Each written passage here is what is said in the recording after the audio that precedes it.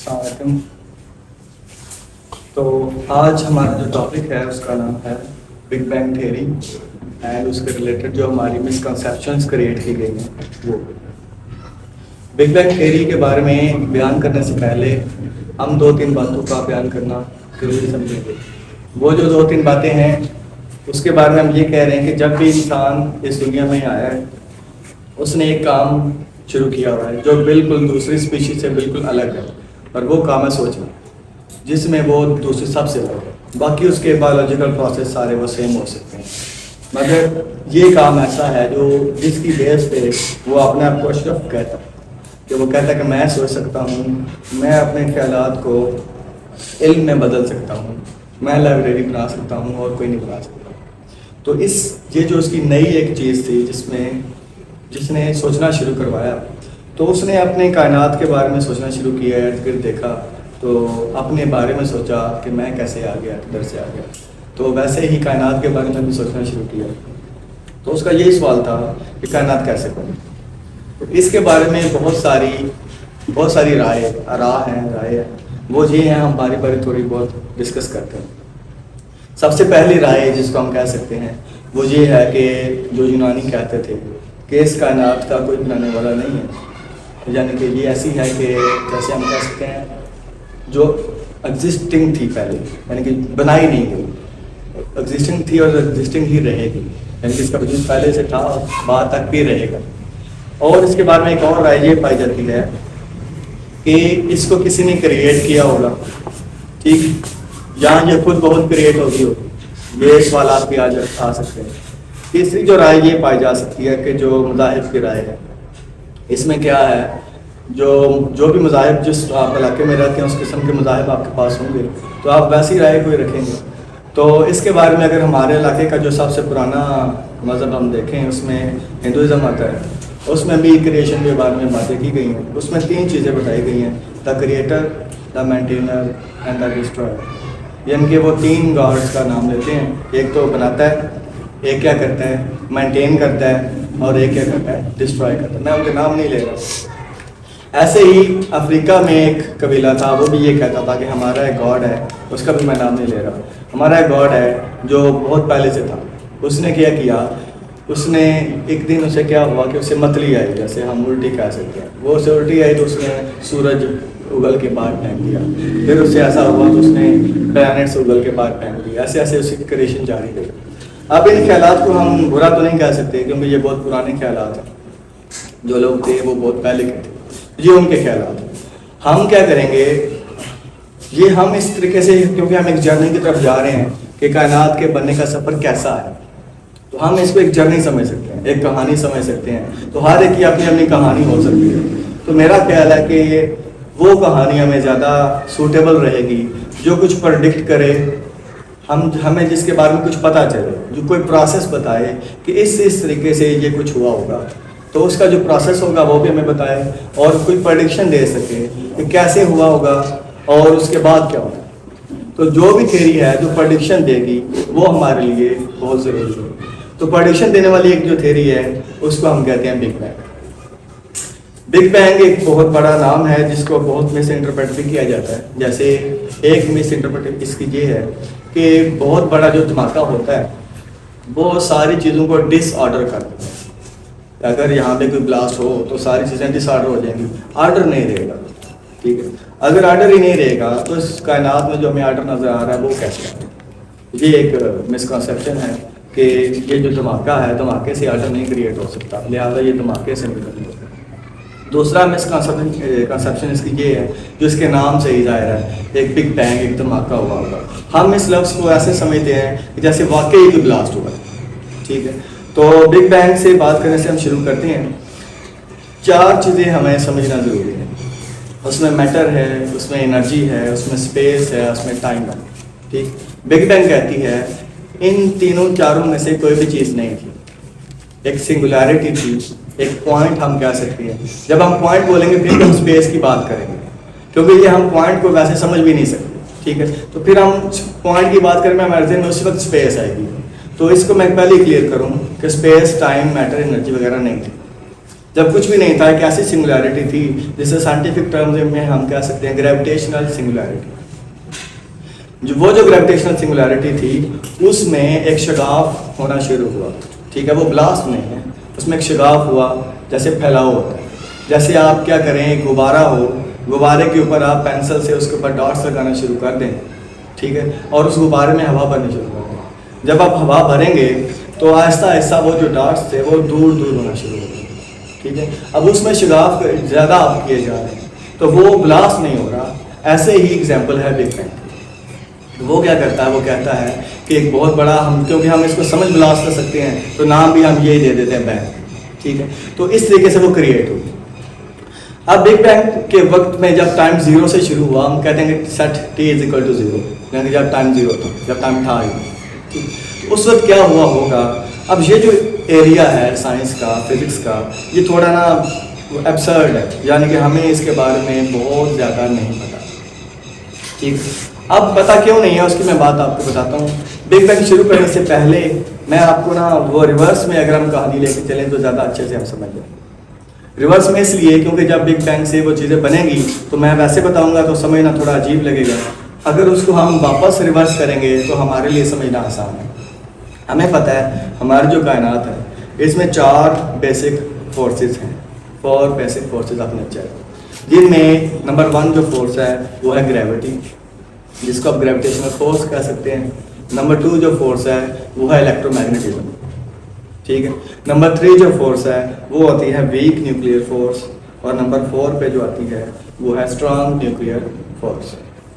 अब ये जो 4 फोर्सेस हैं ये अलग अलग जगहों पे अलग अलग तरीके से लगती हैं और इनकी रेंज भी अलग अलग है। सबसे पहले मैं इनके काम बता दूं कि हमें समझना ज़्यादा आसान है। जो स्ट्रॉन्ग न्यूक्लियर फोर्स है उसकी रेंज है न्यूक्लियस के अंदर तक, एटम का जो न्यूक्लियस है उसके अंदर। एटम के न्यूक्लियस से बाहर एटम में वो कोई इन्वॉल्वमेंट नहीं कर सकती, एटम के न्यूक्लियस के अंदर ही रहना उसने, वो है स्ट्रॉन्ग न्यूक्लियर फोर्स। तो स्ट्रॉन्ग न्यूक्लियर फोर्स काम क्या करती है, वो न्यूक्लियस बनाती है, यानी न्यूक्लियस के बनने का अमल जो होगा वो स्ट्रॉन्ग न्यूक्लियर फोर्स करेगी, ठीक है। उसके बाद जब न्यूक्लियस हमारा बन जाएगा तो अभी तक हमारा एटम नहीं बनेगा, न्यूक्लियस बनने के बाद एटम नहीं बना, इलेक्ट्रॉन जो होंगे वो वैसे ही घूम रहे होंगे। अब उसको एटम बनाने का जो काम करेगी वो करेगी इलेक्ट्रोमैग्नेटिक फोर्स। वो क्या करेगी, आपको पता है पॉजिटिव को रिपेल करता है, नेगेटिव को क्या करता है, अट्रैक्ट करता है। तो वो जो इलेक्ट्रोमैग्नेटिक फोर्स है वो इलेक्ट्रॉन्स को न्यूक्लियस के गिर्द क्या करेगी, रिवॉल्व करवाएगी, उससे वहाँ से एटम का एक वजूद हमारे पास आ जाएगा। तो अब हम जो कहते हैं कि हमारी कोई शक्ल है, इस कायनात की कोई शक्ल है, हमारे जो दरमियान में ऑब्जेक्ट्स पड़े हैं इनकी कोई शेप मेंटेन है एक, तो उसके लिए हमें थैंक्स कहना चाहिए इलेक्ट्रोमैग्नेटिक फोर्स को, उसने सारी शेप्स बरकरार रखी हुई। उसके बाद तीसरी जो फोर्स आती है उसका नाम है वीक न्यूक्लियर फोर्स। ये क्या काम करती है, ये एलिमेंट्स को तोड़ती है। पहली ने एटम बनाया, दूसरी ने भी, पहले ने न्यूक्लियस बनाया, दूसरी ने एटम बनाया, जब एटम बन गया तो तीसरी फोर्स जो है वीक न्यूक्लियर फोर्स वो एटम को तोड़ देगी। एटम को तोड़ के तापकारी जिसे हम कहते हैं, रेडिएशंस कहते हैं, रेडियो एक्टिविटी जिसे हम कहते हैं, तो वो क्या करेगी, वो एटम को तोड़ेगी। जब वो टूट जाएगा डिफरेंट एलिमेंट्स में कन्वर्ट होगा, कुछ एलिमेंट्स हमारे नए क्रिएट होंगे। तो ये 3 फोर्सेस के काम है। चौथी जो फोर्स है वो है ग्रेविटी। ग्रेविटी सबसे वीकेस्ट फोर्स है नेचर की। कैसे इसके ऊपर मैं काबू पा सकता हूँ, अगर मेरे पास ये कोई मोबाइल पड़ा हो तो मैं इसको अपने मसल से उठा सकता हूँ, तो मैंने ग्रेविटी के ऊपर काबू पा लिया अपने एक मसल से। ये इतनी वीक है।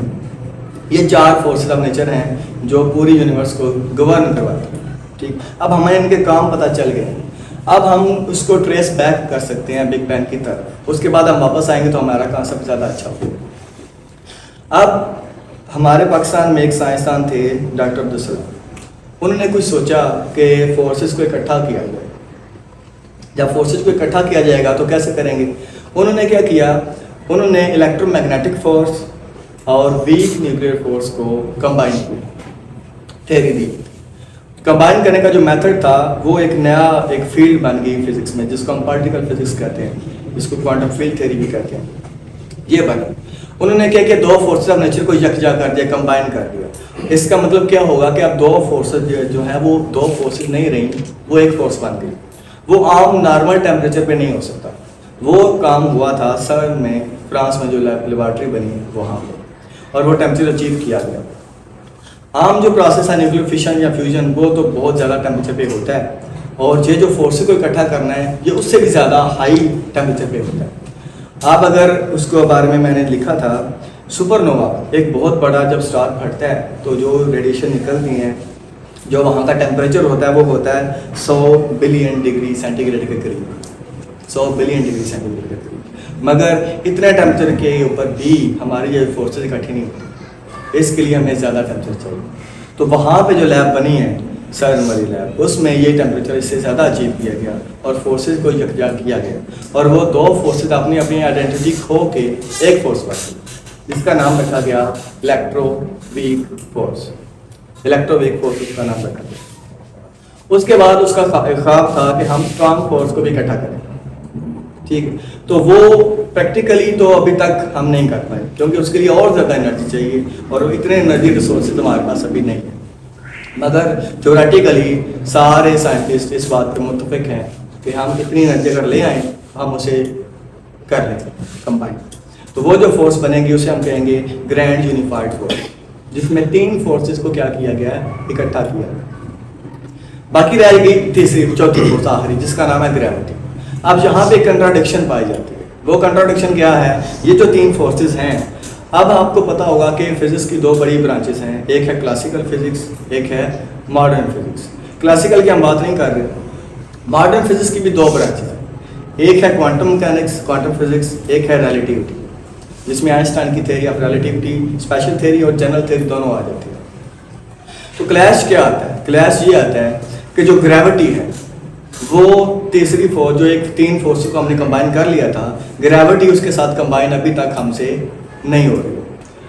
मतलब कि प्रैक्टिकली तो होना अभी मुश्किल है, थ्योरेटिकली भी हमसे अभी तक नहीं हो रही। यानी कि उसके लिए डिफरेंट मॉडल्स पेश किए गए हैं। कुछ स्ट्रिंग थ्योरी आपने सुना होगा, और भी बहुत सारी थ्योरीज हैं, लूप क्वांटम ग्रेविटी है, वो इकट्ठा करने की कोशिश करते हैं। मगर स्ट्रिंग थ्योरी तो बेस्ट कैंडिडेट माना जा रहा है, मगर वो जो लूप थ्योरी है वो इतनी अच्छा कैंडिडेट नहीं है।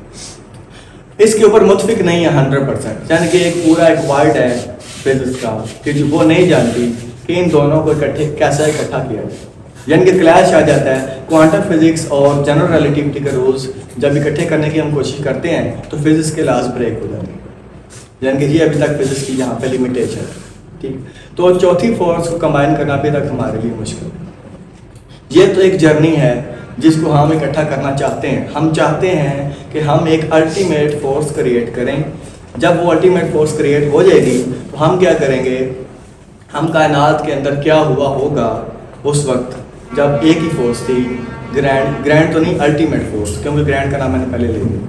तो एक जो अल्टीमेट फोर्स होगी वो कैसे यूनिवर्स को गवर्न करवाएगी, उसके लिए जो क्वेश्चन है वो अभी तक जारी है, मगर अभी तक हमसे हो नहीं पाया। अब हम बात करेंगे ये जो हम काम करें ये क्यों करें, इसलिए करें कंबाइन हो जाए, हम यूनिवर्स को अंडरस्टैंड कर लें। अगर इंसान इस काबिल हो जाए कि इतनी एनर्जी क्रिएट करवा ले तो छोटे बिग बैंग वो अपने लेबॉर्ट्री में भी करवा सकेगा, बस एक मॉडल पेश करने के लिए कि हम यूनिवर्स को पहली स्टेज कैसे समझ सकते हैं, ठीक है। पर ये एनर्जी अटेन करना मुश्किल है। अब हम जो मैंने पीछे एरो टाइम का लेके गया था, अब उसको हम वापस लेके आते हैं। अब हमें बिग बैंग बहुत अच्छे से समझ आ सके। मैंने बोला था कि जब टाइम इक्वल टू 0 होगा तो एक शगाफ पैदा हुआ, शगाफ के नतीजे में स्पेस बनी, टाइम बना, एनर्जी बनी। मैटर अभी नहीं बनता, मैटर पहले नहीं बनता। सारी की सारी क्या थी, एनर्जी। उसमें सारी की सारी फोर्सेस जिनके मैंने चारों के नाम दिए हैं वो सारी कंबाइंड थी एक अल्टीमेट फोर्स, ठीक। अब उस फोर्स को समझना हमारे लिए, मैंने पहले बताया कि फिजिक्स की अभी तक ये मुश्किल चल रही है कि क्वांटम फिजिक्स और रिलेटिविटी को इकट्ठा करना उनके लिए मुश्किल है। तो उस वक्त ओरिजिनली क्या हुआ होगा ये हम 100% से नहीं बता सकते, उस वक्त की यूनिवर्स कैसी थी। और साइंस का ये काम है कि वो सिर्फ एक सवाल का जवाब देती है कि ये कैसे हुआ, क्यों हुआ, किसने किया, किस लिए किया। ये साइंस के दायरे की बात नहीं है। साइंस बस ये कहती है कि ये phenomena physical phenomena of nature है, तो ये कैसे हो रहा है वो बताती है।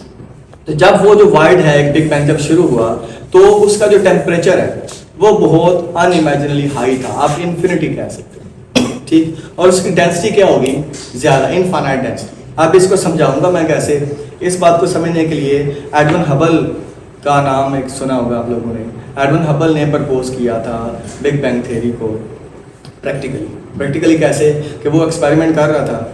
उसने देखा कि जो गैलेक्सीज हैं जो उसने लगाई थी टेलीस्कोप, उसने देखा सारी गैलेक्सीज एक दूसरे से दूर जा रही।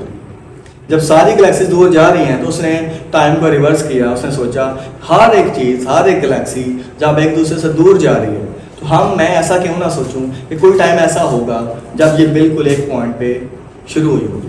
यानी कि अगर ये दो हाथ ऐसे दूर जा रहे हैं तो एक पॉइंट ऐसा हो सकता है कि जब ये दोनों क्या होंगे, करीब होंगे। तो वहाँ से हम ये समझते हैं कि ये जो पूरी यूनिवर्स बनी, जिस टाइम एनर्जी थी, मैटर बना बाद में, तो जितनी डेंसिटी होगी मैटर की, अभी भी डेंसिटी है, सारी डेंसिटी को आप एक पॉइंट में जब इकट्ठा करेंगे तो उसका जो वॉल्यूम है वो छोटा हो जाएगा। वॉल्यूम थोड़ा होने से उसकी डेंसिटी इन्फिनिट होगी। जब डेंसिटी इन्फिनिट होगी, टेम्परेचर इन्फिनिट था, हमारे समझने से बिल्कुल बाहर, इतना ज़्यादा टेम्परेचर था। वो जो एरा होगा उसे हम बोलते हैं radiation dominant era. Radiation dominate करेगी उस टाइम मैटर क्रिएट नहीं होगा। जब रेडिएशन डोमिनेट करेगी, टाइम 0 से हमने शुरू किया, उसके बाद टाइम एक्सपोनेंट -43 सेकेंड्स। अब इसको इमेजिन करना हमारे माइंड से मेरा ख्याल कि बहुत ऊपर की चीज़ है।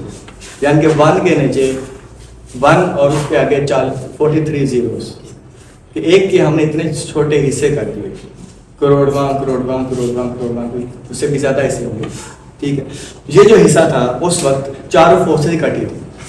उसके बाद क्या हुआ, उसके बाद क्योंकि वो एक्सपैंड किया, एक्सपैंड हमें थर्मोडायनामिक्स का एक लॉ है, जब भी एक्सपेंशन होती है टेम्परेचर कूल डाउन होता है, टेम्परेचर कम होता है।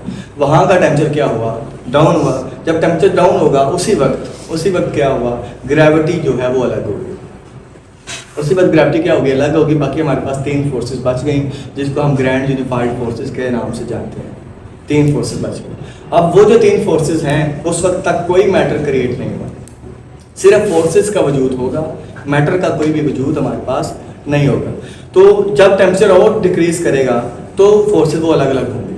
उसके बाद मैं एक एग्जांपल देना चाहूँगा, क्योंकि उसके बाद आता है हमारा इन्फ्लेशन, जिसको हम समझते हैं कि इन्फ्लेशन हुई। वो समझने के लिए मैं एक मिसाल दूंगा। एक मैथमेटिशियन था MIT में, गूथ नाम का।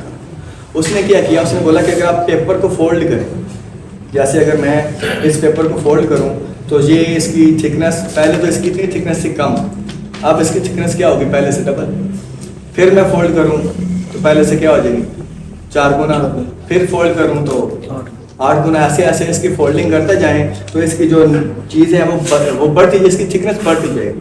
तो उसने ना मैथमेटिकली प्रपोज किया कि अगर हम 42 टाइम्स उसको दोबारा फोल्ड करते जाएं 42 टाइम्स, तो उसकी थिकनेस कितनी हो जाएगी, इतना फासला बन जाएगा जितना यहाँ से मून तक का फासला, यानी कितनी थिकनेस उसकी बन जाएगी पेपर को फोल्ड करते करते। हम ये ज़रूरी नहीं प्रैक्टिकली हम पेपर को फोल्ड करें, ये मैथमेटिकल एक आर्गूमेंट है और मैथ वाले समझते हैं कि ऐसा आर्गूमेंट लिए जा सकते हैं। उसके बाद अगर आप उसको कहते हैं कि 51 टाइम्स पेपर को फोल्ड करें तो उसकी जो थिकनेस बनेगी पेपर की, वो उसका जो फासला बनेगा वो यहाँ से सन तक का फासला, सूरज तक का। ठीक, और उसके बाद अगर आप 81 टाइम्स उसे फोल्ड करते हैं तो उसे आप कह सकते हैं एंड्रोमेडा गैलेक्सी, जो हमारी करीबी गैलेक्सी है, वहाँ तक का फासला बनता है। अब मैंने ये मिसाल क्यों दी, मैं इन्फ्लेशन को समझाने के लिए ये मिसाल दी कि जैसे हमने एक सिंपल पॉइंट से शुरू किया और उसको अभी तक हमने सिर्फ 81 टाइम्स फोल्ड किया है और हमारी थिकनेस कितनी हो गई है, पड़ोसी गैलेक्सी एंड्रोमेडा तक। ठीक है, ऐसे ही जो बिल्कुल स्मॉल पोर्शन था जो जिसमें जब बिग बैंग हुई थी, उसके बाद इन्फ्लेशन का पीरियड आता है। इन्फ्लेशन क्या करती है, ऐसी एक्सपेंशन होती है, वो जो एक्सपेंशन है ऐसे ही बढ़ जाती है, यानी कि वो बहुत शॉर्ट टाइम के लिए एक्सपेंशन हुई और वो एक्सपेंशन को ये नहीं कि थोड़ी सी एक्सपेंशन होगी, वो ऐसी एक्सपेंशन है जैसे हमारी पेपर फोल्ड करने की एक्सपेंशन है। हमने 81 टाइम्स फोल्ड किया, दूसरी गैलेक्सी तक पहुँच गए, इतनी तेज़ी से वो एक्सपेंशन हुई, उसे हम कहते हैं इन्फ्लेशन पीरियड, उसे हम कहते हैं इन्फ्लेशन पीरियड। और ये सारा काम अभी 1 सेकंड से पहले तक हो चुका है। अभी हमारा टाइम 10⁻⁻35 हुआ है, -43 से लेकर -35। अब आपका एतराज़ ये होगा, मुझे समझ है कि अगर 1 सेकंड तो इधर ही गुजर गया तो ये सारा काम इतनी जल्दी कैसे हो गया। उसके लिए अगर आप डिवाइड करें 10⁻⁻35 को -43 के ऊपर तो आपका आंसर 1 करोड़ आता है। इसका मतलब ये है उसको समझने के लिए कि अगर एक साइड पे 1 सेकंड हो, दूसरी साइड पे 1 करोड़ सेकंड हो, अगर उसको साल में कन्वर्ट करें तो कम से कम 33 साल बनते हैं। एक साइड पे 1 सेकंड, एक साइड पे 33 साल, यानी कि ये जो इन्फ्लेशन का पीरियड है जो 1 सेकंड से भी कम है, अगर हम उसको स्मॉल स्केल पे जाके देखें तो इन्फ्लेशन का जो टाइम है वो 33 साल हमारे कंपेरेबल है। इतना स्मॉल टाइम में भी इतनी बड़ी वैल्यूज हमारे पास आती थी। ये सारा काम था इन्फ्लेशन पे।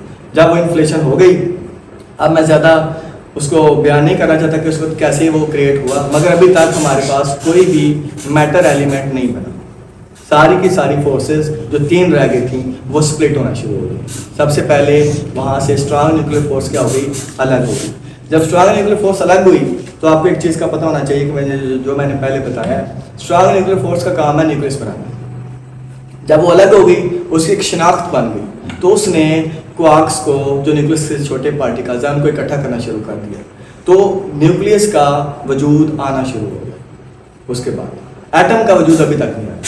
ठीक, जब ये सिमेट्री ब्रेक होगी वहाँ से फोटॉन्स भी निकलेंगे जिसको हम लाइट पार्टिकल्स कहते हैं। मगर उस वक्त तक जो पीरियड था उसमें हमारे पास न्यूक्लियस का पीरियड ज़्यादा, न्यूक्लियस ज़्यादा, एटम नहीं बने, न्यूक्लियस ज़्यादा। ठीक, उस वक्त जितने भी फोटॉन्स थे उनको बाहर निकलने का कोई मौका नहीं मिला। उस वक्त तक पूरी कायनात अंधेरे में थी, कोई रोशनी नहीं थी। उसके बाद क्या हुआ, ज़्यादा एक्सपेंशन हो रही थी तो टेम्परेचर ऐसा क्या किया, कूल डाउन हुआ। तो बाकी जो 2 फोर्स हमारी बची थी वो भी अलग हो गई। जब हमारी इलेक्ट्रोमैग्नेटिक फोर्स अलग होती है तब वो एटम का वजूद आना शुरू होता है, तब हमारा एटम बनना शुरू होता है।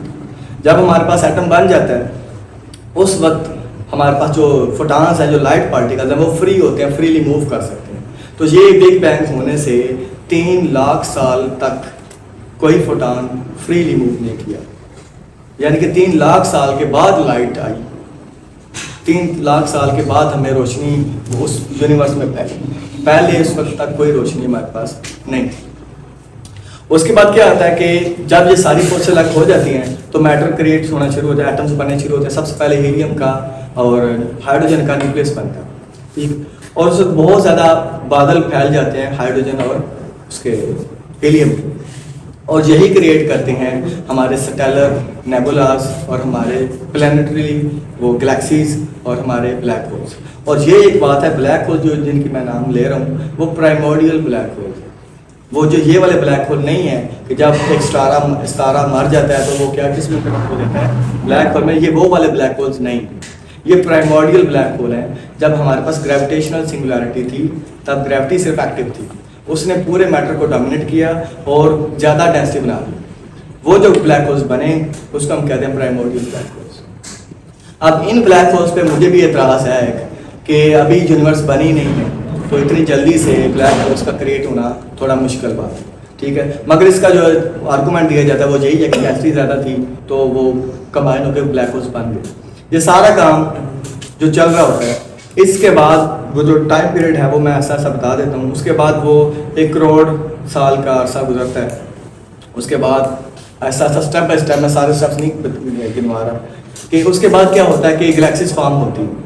अब जहाँ पे बिग बैंग को जो जिसकी वजह से हम कहते हैं कि ये ज़्यादा अच्छी कैंडिडेट है यूनिवर्स को एक्सप्लेन करने की, इसके 2-3 प्रूफ हैं, 2-3 आर्गूमेंट्स हैं। आपने टीवी स्क्रीन को ऑन किया होगा। जब आप टीवी स्क्रीन को ऑन करते हैं आपको चैनल कई दफ़ा नज़र नहीं आता, सामने उसके एक ब्लरी सी स्क्रीन नज़र आती है जिसको आप इस बारे में मक्खियाँ भी कहते होते थे बचपन में, मक्खियाँ आ गई। तो वो जो चीज़ आप देख रहे होते हैं वो वही चीज़ देख रहे होते हैं जो पहले फोटॉन्स जो मैंने बोला था 3 लाख साल बाद निकले, वो फोटॉन्स पूरे यूनिवर्स में फैल गए। वो फोटॉन्स का एक छोटा सा हिस्सा आप उसी वक्त ऑब्जर्व करते हैं, उसको हम कहते हैं कॉस्मिक माइक्रोवेव बैकग्राउंड रेडिएशंस। उनको हम कहते हैं कॉस्मिक माइक्रोवेव बैकग्राउंड रेडिएशन। अब ये हुआ क्या, ये अगर तो 3 लाख साल पहले वो फोटॉन निकले थे तो अभी भी वो ऑब्जर्व होने चाहिए। ठीक है, तो वो जो फोटॉन ऑब्जर्व हुए अभी भी आप टीवी ऑन करते हैं तो वो नजर आते हैं। वो जो फोटॉन्स हैं वो बिल्कुल वही हैं। अब एक बात है कि फोटॉन जितना दूर जाता है, आप सबको पता होगा डॉपलर इफेक्ट, आपको पता है डॉपलर शिफ्ट पता है, कोई चीज़ दूर जाती है तो उसकी वेवलेंथ बढ़ जाती है, जब वेवलेंथ बढ़ती है तो एनर्जी कम हो जाती है। तो जब वो फोटॉन्स है उसकी एनर्जी लो हो गई और वो इतनी लो हो गई कि वो माइक्रोवेव तक पहुँच गई। ठीक, तो इसको एक्सपेरिमेंटली जो डिटेक्ट किया गया और जो जिस बंदे ने बोला था कि फोटॉन निकलेंगे और इतनी एनर्जी थ्योरेटिकली होनी चाहिए, और वो दोनों सेम आई, यानी कि थ्योरेटिकली भी एनर्जी सेम आई और एक्सपेरिमेंटली भी हमें वही एनर्जी मिल रही थी। ठीक है, तो वो बिल्कुल सेम एनर्जी 2.7 केल्विन एनर्जी उनके पास हमारे पास आती है टेम्परेचर। तो वो बिल्कुल एक एविडेंस आता है कि जैसे ही उधर से निकली होगी फोटॉन्स वही हमें मिल गई। उसके बाद एक और एविडेंस मिलता है, एक साइंसदान था जिन्होंने एक बोला कि अगर वो हाइड्रोजन गैस निकली होगी तो हर तरफ फैली होगी। उसने एक थ्योरी दी कि अगर ऐसा है तो 75% हाइड्रोजन हर जगह पे मिलनी चाहिए पूरी कायनात में, और 25% हीलियम मिलने चाहिए, बाकी जो बच जाता है वो और छोटे पार्टिकल्स उससे बड़े हैवी एलिमेंट्स मिलने चाहिए। ये उसने प्रपोज किया और बाद में एक्सपेरिमेंटेशन हुई। एक्सपेरिमेंटेशन कैसे हुई, जिसका लैब का मैंने नाम पहले लिया सर, वहाँ पे हुई। वहाँ पे उन्होंने छोटे लेवल पे बिग बैंग करवाने की कोशिश की, वो एनर्जी गेन करने की कोशिश की। वो जब हो गया, जिसको हम कहते हैं छोटा एक सोलर सूरज उन्होंने क्रिएट किया थोड़े से टाइम के लिए, उसका जो टेम्परेचर था उसमें जितनी हाइड्रोजन निकली वो बिल्कुल एग्जैक्ट थी जो प्रपोज की गई थी।